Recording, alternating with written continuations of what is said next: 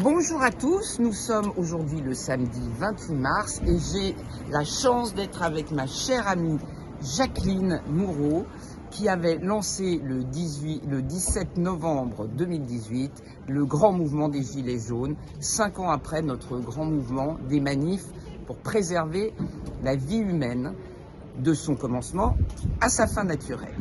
C'est pourquoi aujourd'hui nous avons beaucoup de chance d'être ensemble, de nous réunir avec nos deux parcours aujourd'hui convergents pour lutter contre cette loi inique qui devait arriver le 25 mars ici au Sénat.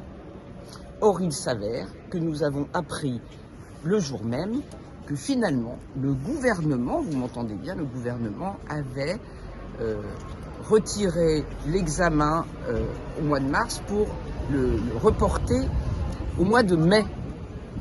Alors vous allez me dire, mais pourquoi est-ce qu'il s'est passé cela?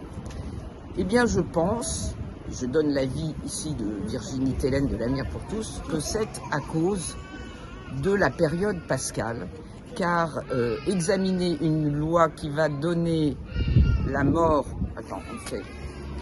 nous y sommes, car effectivement nous entrons à partir de demain dans la semaine sainte et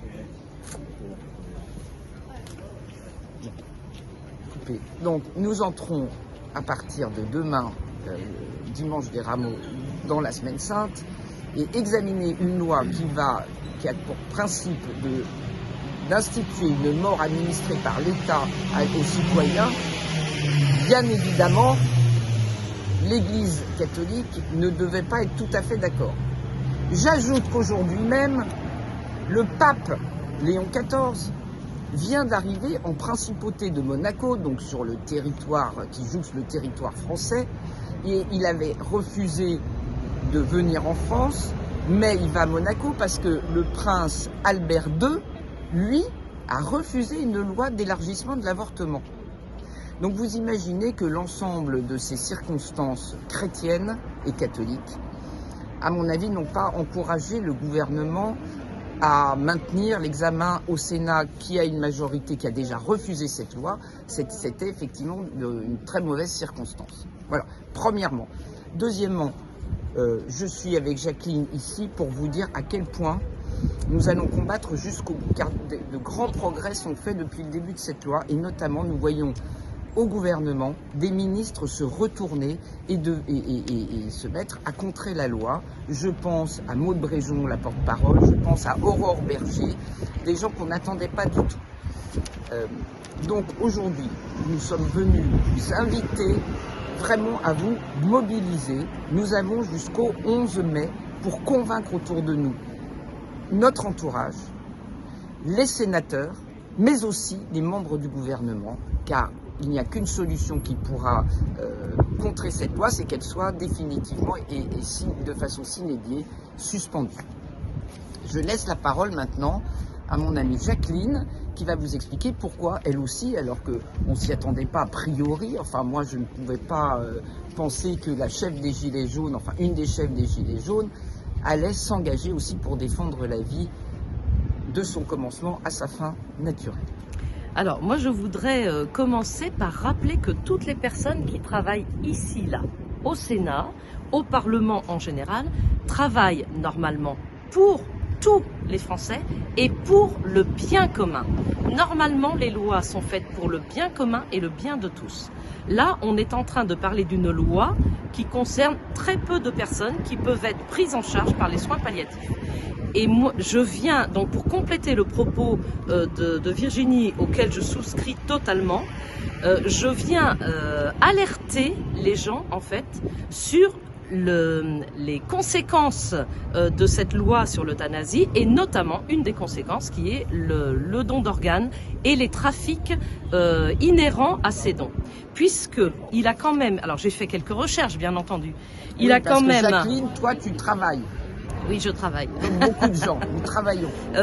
J'ai fait donc quelques recherches et il a été prouvé par l'assistance publique qu'il existe une double liste d'attente pour les dons d'organes, donc pour une double liste d'attente pour les greffes de reins, à l'hôpital public parisien, confirmée par l'assistance publique, donc une liste privée pour receveurs argentés. Donc ça veut dire que quand on vous dit mais allez-y après l'euthanasie, faites don de vos organes et tout, oui, d'accord, mais il faut bien voir que derrière il y a un trafic supposé pour l'instant, prouvé soi-disant par l'assistance publique, mais je laisse les sénateurs faire leurs recherches, c'est un petit peu leur travail en même temps. Et j'aimerais rappeler... Attends, est-ce qu'on peut juste rappeler une chose très importante, c'est que depuis quelques années, le fait de donner son corps pour des dons d'organes n'est plus et de droit commun. Voilà. Si vous ne demandez pas à ce qu'on ne prenne pas vos organes, ils seront pris. Et vous ne savez plus aujourd'hui si ça sera de façon gratuite, bien, pourquoi pas, avec ce que nous dit notre amie Jacqueline, n'alimentera pas pour un juteux trafic d'organes, notamment. On sait que ça coûte une fortune. À l'exemple de ce qui s'est passé avec l'attentat de Nice, où vous vous souvenez le camion qui a écrasé presque une centaine de personnes sur la promenade des Anglais, eh bien il y a eu 173 organes de prélevés sur les victimes sans qu'elles soient mises au courant. Bah oui, parce d'ailleurs, il y a des parents qui réclament les organes de leur petite fille. Donc il faut bien se mettre en tête que ce qui est en train de se jouer là à propos de cette loi nous concerne tous. Nous sommes tous concernés. Si j'ai un incident et qu'on m'envoie en réanimation, ben là en réanimation on va dire à mes enfants, ben écoutez, voilà votre maman, on peut pas la réveiller, mais par contre on va la garder en vie de façon à ce qu'on prenne bien tous ses organes, et le cœur c'est en dernier. Un cœur ça vaut aujourd'hui 2 millions d'euros. Quoi ? 2 millions d'euros un cœur. Bah, dis donc, donc quand on alimente des trafics. Donc évidemment, beaucoup vont dire oui mais non, il n'y a pas de trafic. Mais si, il y a des trafics. Bien sûr que si. Et là, il faut ouvrir les yeux là-dessus. Donc je suis foncièrement et fondamentalement contre cette loi sur l'euthanasie, alors que nous avons des unités de soins palliatifs qui devraient être développées sur tout le territoire français. Absolument. Je rappelle qu'avec cette loi de suicide euthanasique, il y a une deuxième loi qui va être votée, qui est la fameuse loi des soins palliatifs, et qui, elle, est votée à l'unanimité, tandis que, je reviens sur les deux votes précédents, le vote du Sénat qui a retoqué la loi, et je remercie toutes les personnes qui, avec l'Avenir pour tous et toutes les associations qui se mobilisent, ont écrit aux sénateurs, ce qui a permis de faire de voter contre la loi, ce qui fait qu'on a un Sénat contre et une Assemblée nationale pour, mais qui est de moins en moins pour. Je vous rappelle que le 25 février, il y a eu énormément, enfin on a gagné 33 voix contre.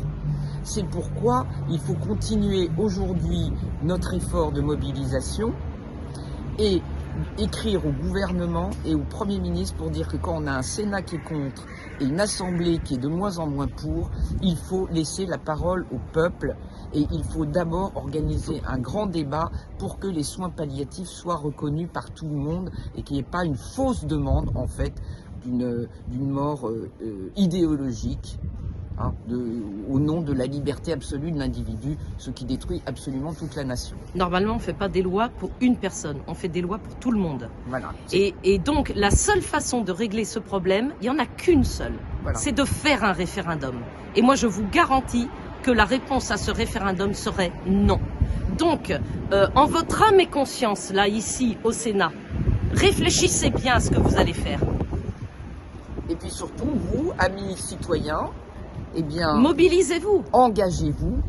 Vous voulez vivre en démocratie, eh bien faites-en aujourd'hui acte et engagez-vous auprès des associations, sur les réseaux numériques et auprès de vos représentants. Tout à fait. Merci beaucoup de nous avoir écoutés et je ne dirai qu'un seul mot à tout le monde, tenez bon.